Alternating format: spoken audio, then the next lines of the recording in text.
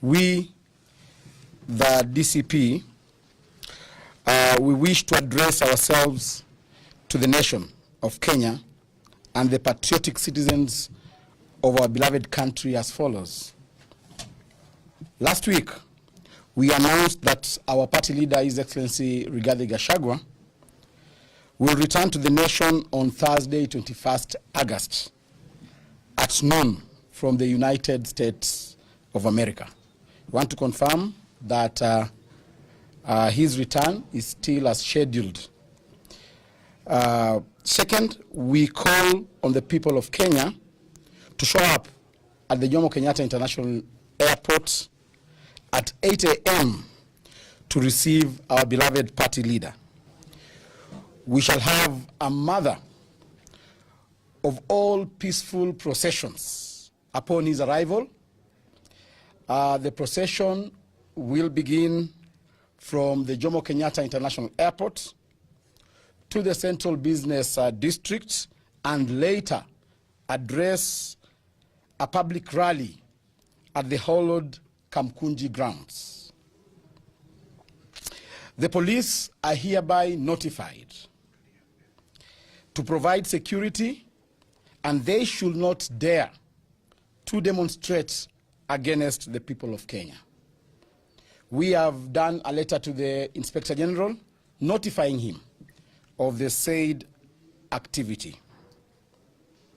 We confirm that indeed we will, and as a party and as the people of Kenya, we shall gather at Jomo Kenyatta International Airport starting from 8 a.m. This is to ensure that we plan ourselves adequately.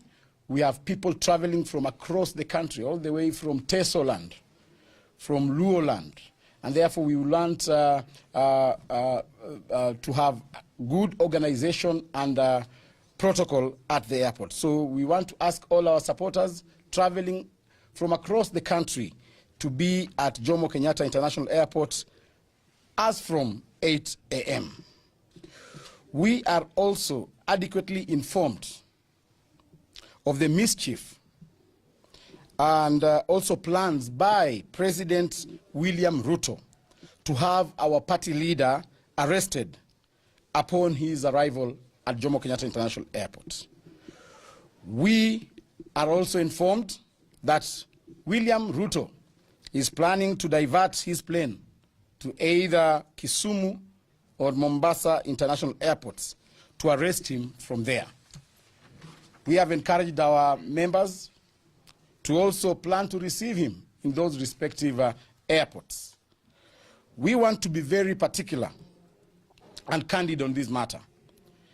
Take notice that any attempt to arrest Honorable His Excellency Rigathi Gachagua once he lands in the country will be met by our supporters across the country.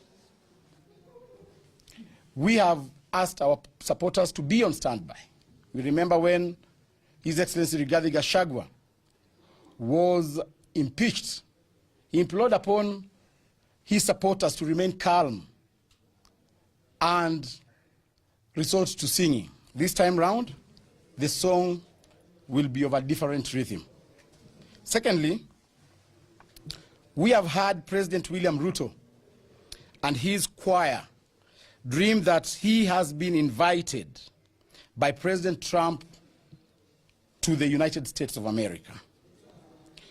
Mr. Ruto, on your address to the 80th session of the United Nations General Assembly, under the theme, Better Together, 80 years and more for peace, development, and human rights. President Ruto, what are you going to address the UNGA looking at this year's theme and the UN principles? Is it about extrajudicial killings, abductions, forced disappearances, rapid support forces of Sudan, corruption, illegal gold trade, or illegal detentions? Or on this matter, We, the Democratic Party, Citizens Party of Kenya, wishes to bring to the attention of the global community and the United Nations General Assembly that the President of Kenya has consistently violated the very principles upon which the UN was founded. That is human rights, dignity, and peace. Under his watch, Kenya has witnessed brutal suspension of peaceful demonstrations. Young Kenyans exercising their constitutional rights to protest have been met with live bullets, unlawful detentions, and state-sponsored abductions. Systematic violation of freedom of expression. Journalists, whistleblowers, and activists continue to be harassed and silenced. Failure to protect human life. Innocent citizens have died at the hands of security forces with no accountability from the Kenyan government.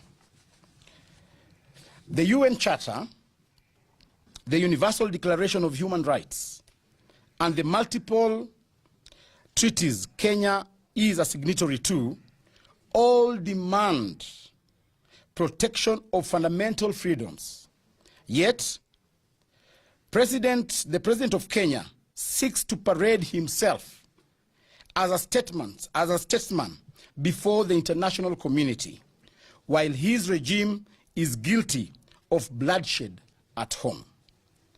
We therefore join the young people of Kenya in petitioning the United Nations not to grant Mr. William Ruto the honor of addressing the upcoming convention.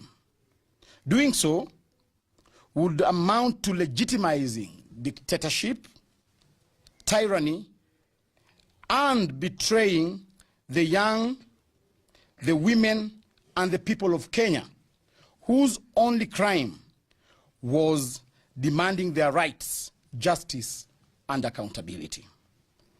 We therefore call upon the UN General Assembly to review his eligibility to speak on matters peace and human rights. We strongly call on the United States of America as the host country to consider declaring him persona non grata in line with international practices on leaders who trample human rights. We demand that the global civil society and partner nations join in boycotting and condemning any platform extended to Mr. William Samoei Ruto. The United Nations must stand with the people of Kenya, not oppressors.